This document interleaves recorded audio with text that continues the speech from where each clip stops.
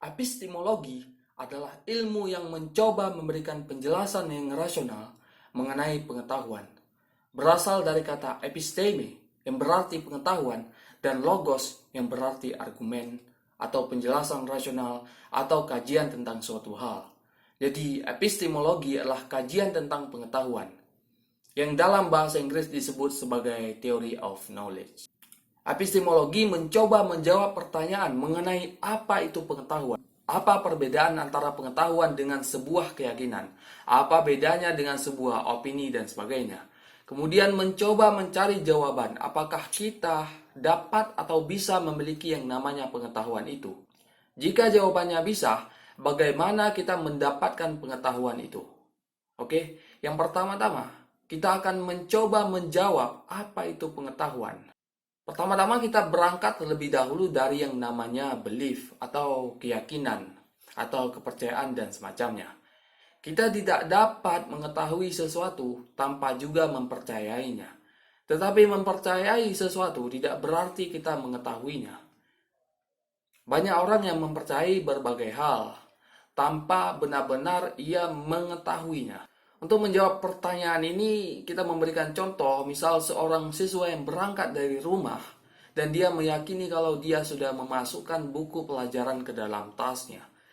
Hal tersebut bukanlah suatu pengetahuan karena baru berhenti pada level keyakinan atau belief. Oke? Dan ternyata memang buku tersebut benar-benar ada di dalam tas. Tetapi dalam hal ini, belief dan truth atau kebenaran pun belum memadai untuk dianggap sebagai pengetahuan. Itu tidak cukup untuk mengatakan bahwa siswa tersebut tahu bahwa di dalam tasnya berisi buku. Supaya siswa itu tahu, untuk itu kita butuh tambahan lainnya, yaitu sebuah alasan, sebuah bukti, sebuah justification yang membuktikan keyakinan tadi. Justifikasi sebagai suatu pendukung untuk membuktikan bahwa keyakinan atau belief tersebut memang benar. Dan kita tahu betul apa yang kita yakini adalah suatu kebenaran. Jadi ketika kita bisa menunjukkan bukti yang memadai untuk keyakinan atau belief itu, maka kita akan sampai pada yang namanya justified true belief. Konsep yang diperkenalkan oleh Plato sebagai semacam suatu panduan untuk menyatakan sesuatu adalah pengetahuan. Jadi pengetahuan itu adalah keyakinan, tetapi specific belief atau keyakinan jenis tertentu. Jadi kita percaya pada sesuatu yang memang kita mengetahui betul kalau itu benar. Selanjutnya ke pertanyaan kedua. Dapatkah kita memiliki yang namanya pengetahuan atau mencapai justified true belief? Pada tahap ini kita akan menyederhanakannya menjadi dua jawaban saja, ya dan tidak. Yang pertama jawabannya ya, yang diusung oleh kelompok filsuf yang dinamai kelompok dogmatis atau dogmatisme. Yang menjawab pertanyaan bahwa adanya kemungkinan yang memadai untuk memindahkan suatu hal dari yang sifatnya keyakinan saja ke dalam ranah yang disebut pengetahuan. Sedangkan jawaban yang kedua, yaitu tidak, yaitu dari kelompok skeptisisme yang mengklaim bahwa panca indera kita memiliki keterbatasan sehingga membuat suatu justifikasi yang memadai adalah sesuatu yang tidak mungkin. Meskipun jawaban lebih lanjut tidak hanya berkisar pada jawaban ya dan tidak, tetapi secara sederhana kita dapat mengatakan bahwa pihak yang pro mencapai justified true belief sebagai dogmatisme, sedangkan yang mengatakan tidak dari golongan skeptis. Bagi pihak skeptis yang mengatakan bahwa pengetahuan tidak dapat diperoleh, tentunya akan berhenti di sini. Yang berlanjut ke tahap selanjutnya adalah pihak dogmatis yang berusaha melengkapi jawaban dari pertanyaan bagaimana cara kita mendapatkan pengetahuan. Dari sini terbagi menjadi dua cara yang dipengaruhi oleh dua pendapat yang berbeda, yaitu rasionalisme dan empirisme. Yang pertama adalah rasionalisme yang mengatakan bahwa sumber pengetahuan adalah akal atau nalar. Tanpa adanya akal, manusia tidak dapat memperoleh pengetahuan. Fungsi panca indera manusia dalam aliran filsafat rasionalisme adalah mendukung akal dalam memperoleh pengetahuan.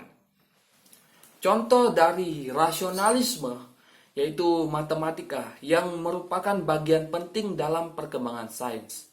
Konsep matematika tidak didasarkan pada pengalaman indrawi, sepenuhnya permainan rasional yang berada dalam nalar bukan panca indera. Rasionalis mengatakan bahwa manusia sejak dilahirkan telah memiliki satu set ide bawaan yang memberi arti bahwa sebelum kita hidup di dunia ini, kita telah mengetahui beberapa hal, entah itu yang diberikan oleh Tuhan atau reinkarnasi dari kehidupan sebelumnya. Ide bawaan ini yang kemudian dijadikan contoh seperti mengapa beberapa orang secara natural dapat lebih cemerlang dalam suatu hal meski memiliki pengalaman yang sama dengan orang lain. Rasionalisme memiliki keunggulan di bidang yang sifatnya abstrak dibanding sesuatu yang harus membutuhkan pengalaman atau observasi. Seperti hal-hal berkaitan dengan emosi dan moral.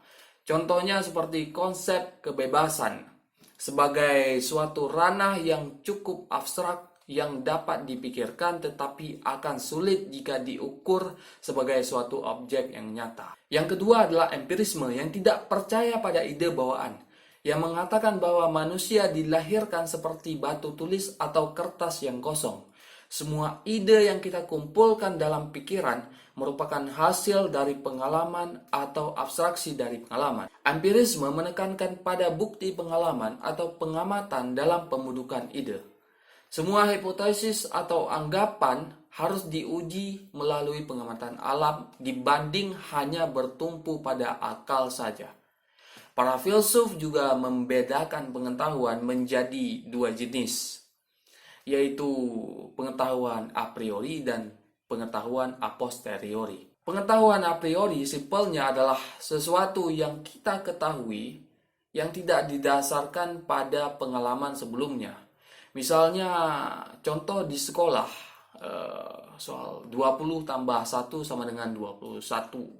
Minggu depan akan ada seorang murid baru yang akan masuk ke kelas ini.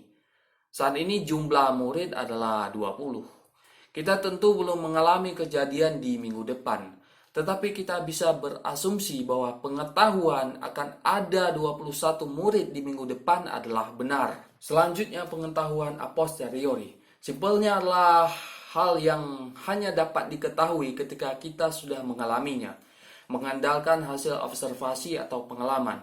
Contoh, hanya orang yang sudah makan bakso di tempat X yang tahu bagaimana rasanya bakso di tempat X itu.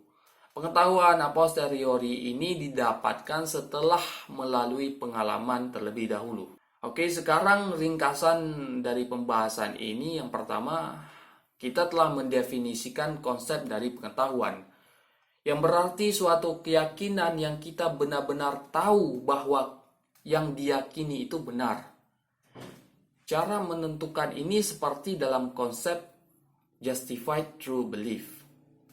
Selanjutnya pada pertanyaan apakah kita dapat memiliki atau mencapai suatu pengetahuan? Jawabannya bisa ya atau bisa tidak.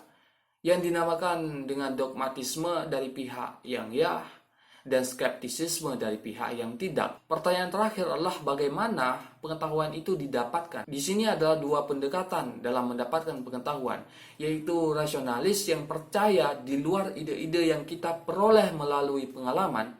Kita juga memiliki satu set ide bawaan yang bersifat a priori, yang mencoba memberi jawaban terhadap anggapan pihak skeptis soal keterbatasan panca indera kita. Selanjutnya ada pihak empiris yang tidak percaya pada ide bawaan sama sekali, yang menurut kaum empiris pengetahuan hanya bisa diperoleh dari pengalaman. Kira-kira itu saja pembahasannya. Sekian dan terima kasih.